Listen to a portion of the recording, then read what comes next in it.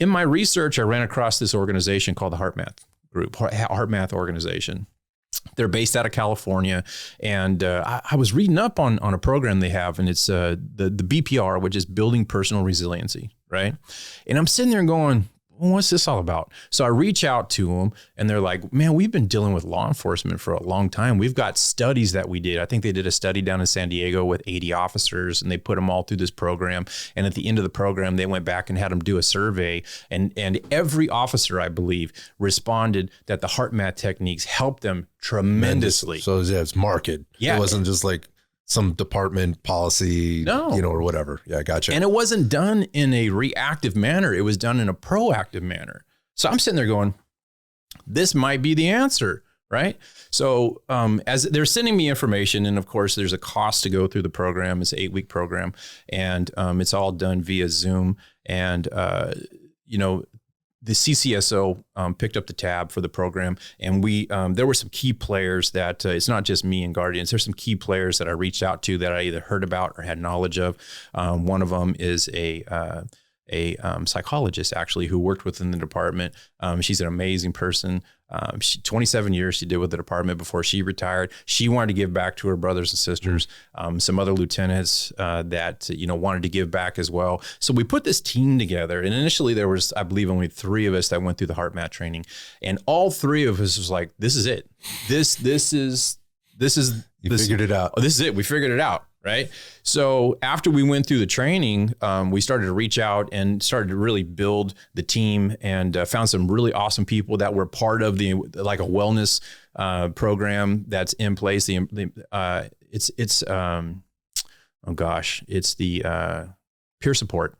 So they were already part of this peer support program. They were already helping their brothers and sisters. They either heard about Guardians or we heard about them. So we reached out to them and said, let's set up a little interview, a little meet greet. We talked, with each one of them for about an hour via Zoom, because that was during all the COVID crap. Mm-hmm. And we found a really good core, a small core that we could start building off of. So we put them all through the HeartMath training. Everybody thought this is awesome, and it is awesome. And when we go out and we do the presentations, we go out as a team now, and we were touring prisons and talking about HeartMath, and everybody, all the cops were like, oh, this is the best thing. We need this. How come nobody ever came up with this before? But much like what happens in the LE world is when you're there in front of them, talking to them, everybody's interested. The light bulb goes off, right? But then after the fact, when you're expecting all those phone calls and you want to get into the one-on-one mentoring or the group mentoring to teach them these techniques, these stress mitigation techniques, how to control their emotions. And I want to plug HeartMath for a second, because it's an amazing program. If all the LE guys out there, please, either reach out to me and I'll tell you how the Guardians is utilizing it, or look at the Building Personal Resiliency program and think about putting some of your officers through that program so they can mentor other officers in teaching the HeartMath techniques, because the HeartMath techniques is all about prevention and doing techniques in the moment to bring your emotions down, to bring your mental wellness into a positive place, and it has an impact on you physically and spiritually as well. So when you think about the domains of resiliency, you have the physical domain, you have the mental domain, you have the emotional domain, all these domains are all working together. And when one of those domains is broken, if you're broken emotionally, it has an impact on the other 3 domains. If you're broken physically, it has an impact. Yeah. So you have to focus on it collectively. Holistically. And when all those 4 areas are clicking, you're coherent. You're in a good state, right?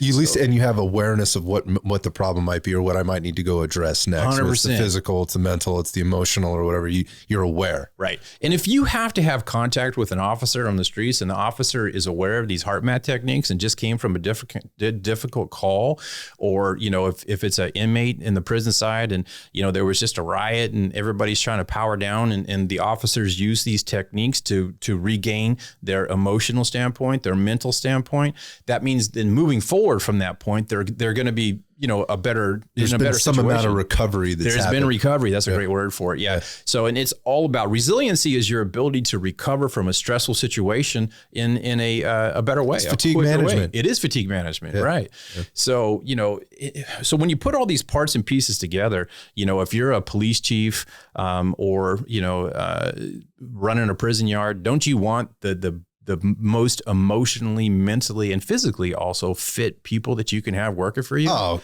so this is an interesting question, because as a civilian, you're goddamn right I do. Yeah. Like, that's where I want my money being spent, Yes, right? My tax dollars being spent, because I need those guys to stay in there, and I need people to want to do the job that you've done, right? Because I don't have the capacity to do it. I don't want to do it. I've got kids, right? I want my family to be protected from these people. Like, yes. Yeah. The answer is yes, but well, let's talk about that for a second too, because you listen to all these politicians and, you know, they go after LE, defund the police, and, oh my gosh, officers need more training and you're not trained well enough and all that. You know what, where the rubber meets the road is, if you are working in a prison or on the streets or whatever, sometimes you have a fraction of a second to make a decision on you know, whether you're going home at the end of the night or whether the bad guy's going home at the end of the night. And if it's between me or the bad guy, I'm the one going home at the end of the night. Seems fair. Yeah. But if you're already stressed and you're not emotionally fit, you're not in the best capacity mentally or physically, and you're thrown into a stressful situation, and all that's going through your body and your mind, and you're trying to make the best decision, split-second decision in that moment, are you really equipped to make that decision? You've already gone through all the training that you needed to go through. You may be a use of force instructor. You may know the use of force policy backwards and forwards, but because of your stress level, your emotional fitness, your mental fitness, right? You are not in a place in that moment to make the best decision. So regardless of how much training you've gone through, and we hear this from politicians all the time, officers need more training. Not necessarily. Officers need to be less stressed. Right. Officers need to be emotionally fit, right? We need to recognize that the answer is doing things that puts them in a better mindset, something that they can practice. And that's where this HeartMath thing comes in, man. These techniques are so simple. You know, and it's really tapping into, you know, your emotions. And I'm not talking your emotions, you know, not. Well, give me an example. Because again, there's going to be people out there that are going to be like, dude, this is fucking hokey. Like, what are we talking about? Sitting around holding hands in a circle? No, nothing like that. So give us an example. Because I think going back to the stigma, this is the thing. Like, I don't want to go sit around in a circle and hold hands with people and talk about my problems or, you know, what my relationship was like with my parents growing up. No, and it's nothing like that. Okay, so give us an example. So what it teaches you is it teaches you in the moment how to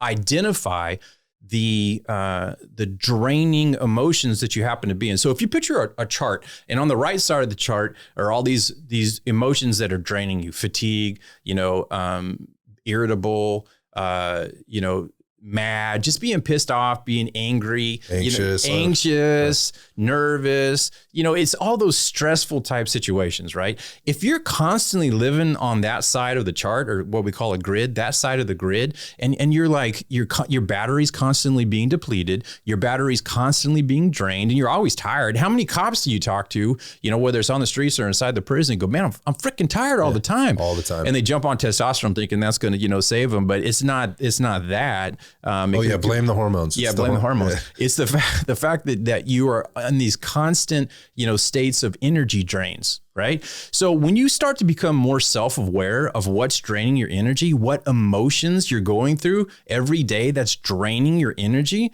and then you recognize that. So for me, I'll use myself as an example. I was pissed off from the time I woke up in the morning. When my feet hit the floor, I was just an angry dude. You know, just not happy, right?